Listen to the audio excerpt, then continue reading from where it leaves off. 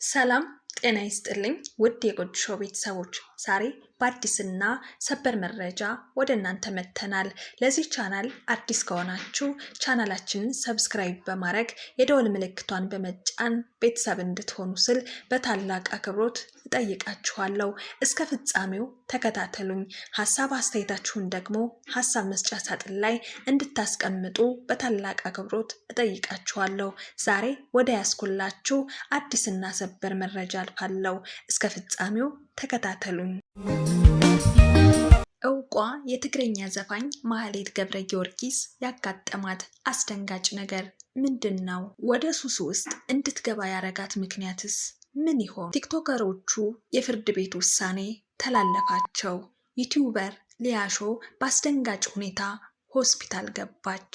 ውድ ቤተሰቦች እነዚህንና ሌሎች ስለ አርቲስቷ ማህሌት ገብረ ጊዮርጊስና እንዲሁም ስለ ዘፋኝና ቲክቶከር ጆን ዳንኤል በቲክቶክ ስሟ ናዩ የፍርድ ቤት ጉዳይ በዝርዝር የምናደርሳችሁ ይሆናል። ውድ የጎጆ ሾው ቤተሰቦች የመረጃ መረባችንን ወደ እናንተ ከማድረሳችን በፊት ቪዲዮን ላይክ፣ ሼር፣ ሰብስክራይብ በማድረግ የዘወትር ቤተሰብ ሁኑ። እንዲሁም የለቀቅናቸው ቪዲዮዎች በቀጥታ እንዲደርሳችሁ የደወል ምልክቷን ተጫኑ። በትግረኛ ዘፈን የምናውቃት ማህሌት ገብረ ጊዮርጊስ ከሰሞኑ አንድ አስደንጋጭና አሳዛኝ የሆነ ምስል እየተሰራጨ ይገኛል። አንዳንድ መረጃዎች እንደጠቀሱት ከሆነ ማህሌት ገብረ ጊዮርጊስ ከባድ ሱስ ውስጥ እንደገባች ይናገራሉ። ሌላም የመረጃ ምንጮች እንደጠቀሱት ደግሞ ማህሌት ገብረ ጊዮርጊስ ከባድ የሆነ ሕመም ላይ እንደነበረች ተናግረዋል። ከ4 ወር በፊት ኢቢኤስ ቲቪ ላይ ቀርባ ዘፍና የነበረ ቢሆንም ከ4 ወር በኋላ ግን ከሚዲያ ጠፋ ብላለች። ከ4 ወር መጥፋት በኋላ ከነበረው አቋሟ ምን እንደሆነ ባልታወቀ መልኩ ሰውነቷ ከስቶና ገርጥቶ የተነሳ ምስል በተለያዩ የሶሻል ሚዲያዎች እየተዘዋወረ ይገኛል። እኛም እንደ ጎጆ ሾው ባጣራነው መልኩ ማህሌት ገብረ ጊዮርጊስ ሱስ ውስጥ ገብታለች እየተባለ እየተነዛ ያለው ወሬ ደርሰንበታል። በመሆኑም ትክክለኛ ለዚህ ሁኔታ የዳረጋትን ጉዳይ በህመም ወይስ በሌላ ነገር የሚለውን አጣርተን ለእናንተ ውድ ቤተሰቦች በቅርብ የምናደርስ ይሆናል። ቲክቶከሮቹ ጆን ዳንኤል እና ናዩ ፍርድ ቤት ወስኖባቸዋል። በጣም ለብዙ ዓመታት እንደሚቆዩም ይነገራል። በእስር ቤት የወለደችው ኢዲዲያ ነፃነት ጥፋተኛ ተብላለች። እነ ጆን ዳንኤልስ? ዝርዝሩን አጠር አድርገን ወደ እናንተ እናደርሳለን። በኢትዮጵያ አየር መንገድ ከአዲስ አበባ ወደ መቀሌ ሊያደርግ የነበረውን በረራ በመሰረዙ ምክንያት በፈጠሩት አምባጓሮ ረብሻ በመፍጠር ክስ የተመሰረተባቸው 6 ተከሳሾች ላይ ፍርድ ቤቱ ዛሬ ውሳኔ አስተላለፈ።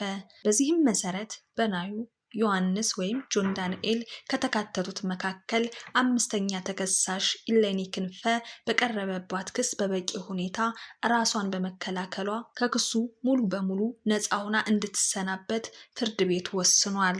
በሌላ በኩል 1ኛ ተከሳሽ ጆን ዳንኤል አማኑኤል መውጫም፣ ኤልያስ ድሪባ፣ ናትናኤል ወንደሰን እና ኢዲዲያ ነፃነት አቃቢ ሕግ ያቀረበባቸው የሰነድ የቪዲዮ እና የሰው ማስረጃዎች ማስተባበል ባለመቻላቸው ጥፋተኛ ተብለዋል። በክስ ሂደቱ ላይ ነፍሰ ጡር የነበረችው 6ኛዋ ተከሳሽ ኢዲዲያ ነፃነት ልጇን በማረሚያ ቤት መውለዷ ይታወቃል።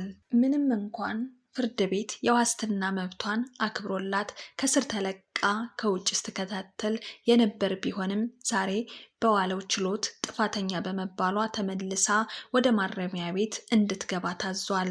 የቤተሰብ ምንጮች ዘሀበሻ እንደገለጹት ኢዲዲያ ነፃነት ከ1ኛ ተከሳሽ ዮሐንስ ዳንኤል ጋር የፍቅር ግንኙነት የነበራት ቢሆንም በማረሚያ ቤት የወለደችው የልጁ እናት ናት። በተጨማሪም 1ኛ ተከሳሽ ዮሐንስ ወይም ጆን ዳንኤል ከረብሻው ክስ በተጨማሪም ከኮምፒውተር አየሩን በመተላለፍ ከአየር መንገዱ ጋር በተያያዘም የስም ማጥፋት ወንጀል በመፈጸም ጥፋተኛ ተብሏል። ክሱ የተመሰረተው ነሐሴ 16 2016 ዓመተ ምህረት በተከፈተ ክስ መሆኑ ይታወቃል። ንብረትነቱ የኢትዮጵያ አየር መንገድ የሆነ አየር ተሳፋሪዎችን አሳፍሮ ከአዲስ አበባ መቀሌ ሊበር የነበረው የአየር መንገድ ትራፊክ በመጠባበቅ ላይ እያለ በመጀመሪያም የአየር ሁኔታ መብረር እንደማይችል በመቀጠልም ከምሽቱ 4 ሰዓት ላይ የመቀሌ አየር ማረፊያ መዘጋቱን በረራ ሙሉ ለሙሉ መሰረዙን ለተሳፋሪዎች ተገልጾላቸው ነበር። ተከሳሾቹ የአየር መንገዱን ሕግ ባለመቀበላቸው በአውሮፕላን ውስጥ አምባጓሮ በመፍጠር ረብሻ አስነስተዋል ብሎ አቃቢ ሕግ ክስ መስርቶባቸው ጉዳያቸው በፍርድ ቤት ሲታይ ቆይቷል። ፍርድ ቤቱ ጥፋተኛ በተባሉት 5 ተከሳሾች ላይ አቃቢ ሕግ የቅጣት አስተያየቱን የተከሳሽ ጠበቆች ደግሞ የማቅለያቸውን እንዲያቀርቡ ለህዳር 18 2018 ቀጠሮ መስጠቱ ይታወቃል። በዚህም የፍርድ ውሳኔ እስከ 15 ዓመት የፍርድ ውሳኔ ሊተላለፍባቸው ይችላል። ከፍርድ ቤት የቀረበላቸው ነገር ቢኖር ለፍርድ ማቅለያ ማቅረብ የሚችሉት ነገር ካለ ብቻ ሲል ውሳኔውን ማስተላለፍ ችሏል። ውድ ቤተሰቦች የቀበጡለት ሞት አይገኝም ማለት ይሄ ነው። እግዚአብሔር ክሱን ያቅለልላቸው ስንል እንመኛለን። በሶሻል ሚዲያ ስሟ በተለይም ደግሞ በዩቲዩብ ገጿ ሊያሾ በመባል የምትታወቀው በትክክለኛ ስሟ ብሩክታዊት በቲክቶክ ያጋራችው በጽሁፍና ስቶሪ ላይም ያጋራችው ሁሉንም ሰው ያስደነገጠ ነበር። ከሰዓታት በፊት በራሷ የቲክቶክ ገጽ በሆነው የተለቀቀ ነው። በመጀመሪያ እንደምታዩት ጸሎት አርጉልኝ አልቻልኩም የሚል እጅግ አሳዛኝና አንጀት የሚበላ መልእክት፣ እጅግ በጣም ብዙ ስቃይና ህመሞችን የያዘ ከጀርባው ትልቅ መልእክት ያዘለውን ነገር አጠር ባለመልኩ ጸሎት አርጉልኝ አልቻልኩም በሚል ቃል የገለጸችበትን ጽሑፍ ያጋራችን። ውድ ቤተሰቦች ስለ ሊያሾ ባጣራነው መልኩ በአዲሱ በሽታ የማርበርግ ቫይረስ ተይዛ ወደ ሆስፒታል እንደገባችና እጅግ አሳሳቢ ሁኔታ ላይ እንደሆነችና ለህይወቷም አስጊ በመሆኑ ጸልዩልኝ ስትል ተደምጣለች። በሐኪሞችም ዘንድ ከፍተኛ ክትትል እየተደረገላት መሆኑ የቅርብ ሰዎች ገልጸዋል። ፈጣሪ ምህረቱን ይስጥሽ ስንል እንመኛለን። እናቴ ታማብኛለች እና በልቤ እናንተን እንድነግራችሁ ስለሚሰማኝ ነው እዚህ ላይ የገባሁት። ወደ እግዚአብሔር ስለመጣች ብዙ ፈተና አልፋለች። አሁንም ብዙ ፈተና ላይ ናት። ግን የእናንተ የእግዚአብሔር ኃይል ይበልጣል። የእናንተ ፍቅር ስትሮንግ እንድትሆን ስለሚያደርጋት ጸልዩላት። ፖስት የምታረጉላትም ታጋርጉላት፣ ያጽናናታል። እናንተን በጣም ነው የምትወደው።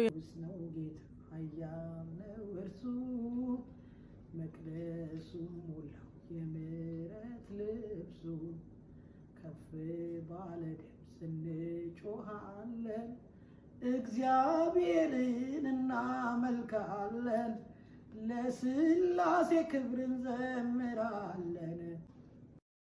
አርቲስትና ዘማሪት አቦነሽ አድነው ምን አገኛት? በጠና ታማ በሀገር አሜሪካ ሕክምና ላይ እንደሆነች ወዳጅ አድናቂዎቿ ጸሎት እንዲያደርጉላት እንባ እየተናነቃት ልጇ መልእክት አስተላልፋለች። ህመሟስ ምን ይሆን? እነዚህንና ሌሎች መረጃዎችን ወደ እናንተ እናደርሳለን። የመረጃ መረባችንን ከመዘርጋታችን በፊት ቪዲዮውን ላይክ፣ ሼር፣ ሰብስክራይብ በማድረግ የዘወትር ቤተሰብ ሁኑ። እንዲሁም የለቀቅናቸው ቪዲዮዎች በቀጥታ እንዲደርሳችሁ የደወል ምልክቷን መጫናችሁንም እንዳትረሱ። 24 ዓመታትን በዘፈን አሳለፍኩኝ፣ 24 ቀን እንኳን አምላኬን ልዘምርለት ስትል የተደመጠችው አቦነሽ ያልተሰሙ የደግነትና የመስዋዕትነት ጊዜ ልናወጋችሁ ወደድን። የአርቲስቷ ህመምስ ምንድነው የሚለውንና ሌላም ስለ አርቲስቷ ልናወጋችሁ ብዙ ነገር አለ። እናንተ ብቻ እስከ ፍጻሜው ድረስ አብራችሁን ዝለቁ። በኢትዮጵያ የባህላዊ ሙዚቃ ውስጥ ስማቸው ከሚጠቀሱ አርቲስቶች መካከል አንዷ አቦነሽ አድነው ናት።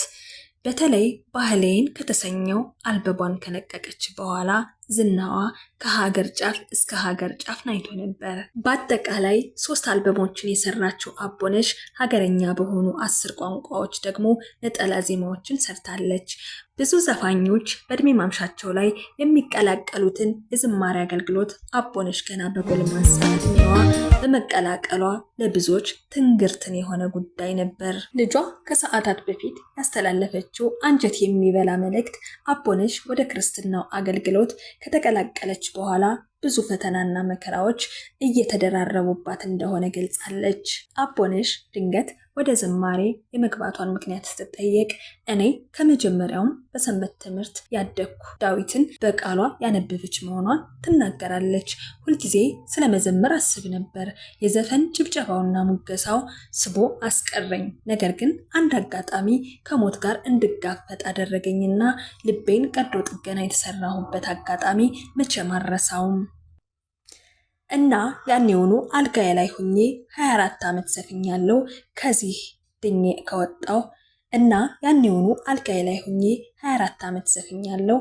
ድኜ ከወጣው 24 ቀን እንኳን እንድዘምርልህ አድርገኝ ብዬ አምላኬን ጠይቄው ነበር ትለናለች። እግዚአብሔርም ጸሎቴን ሰምቶ ፈጣሪን ሳገለግል ከ10 ዓመት በላይ ሆነኝ ስትል ትናገራለች።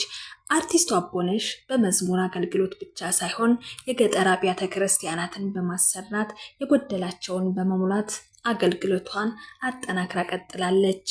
ከ10 ወር በፊት ከህመሟ ጋር ዳግም ትግል እንደገባች ነገር ግን ከህመሟ በእግዚአብሔር ምሕረት እንዳገገመች የሚገልጽ ዛሬ ለኔ አዲስ ቀን ነው የሚል መዝሙርም ለቃለች። በመዝሙሯም ህመሟንና የአምላኳን ደግነትና ቸርነት አንስታ መስክራለች። ህመም፣ ጤንነት፣ ደስታ እንዲሁም ሐዘን የህይወት አንድ አካል ገጽታ ናቸው ስትል ተደምጣለች። እናም በዛሬው ዕለት ልጇ የእናቷ ህይወት ዳግም መታወኩንና የኢትዮጵያ ህዝብ ሁሉም በየእምነቱ እንዲጸልይላትና ወደ ነበረው አገልግሎቷ እንድትመለስ እግዚአብሔር ምሕረትን እንዲልክላት ስትል በእንባ እየታጠበች ተናግራለች። እኛም ወደ ነበረው ጤናዋ እንድትመለስ እንመኛለን። ለዛሬ የነበረን የመረጃ ጥንቅር ይህንን ይመስል ነበር። የመረጃ መረቤን ቋጨው። ቪዲዮውን ላይክ፣ ሸር፣ ሰብስክራይብ በማድረግ ቤተሰብ ሁኑ። እንዲሁም ሀሳብ አስተያየታችሁን ኮሜንት ላይ ያስቀምጡልን። የለቀቅናቸው ቪዲዮዎች በቀጥታ እንዲደርሳችሁ የደወል ምልክቷን መጫናችሁን እንዳትረሱ። ቸር ያገናኘን።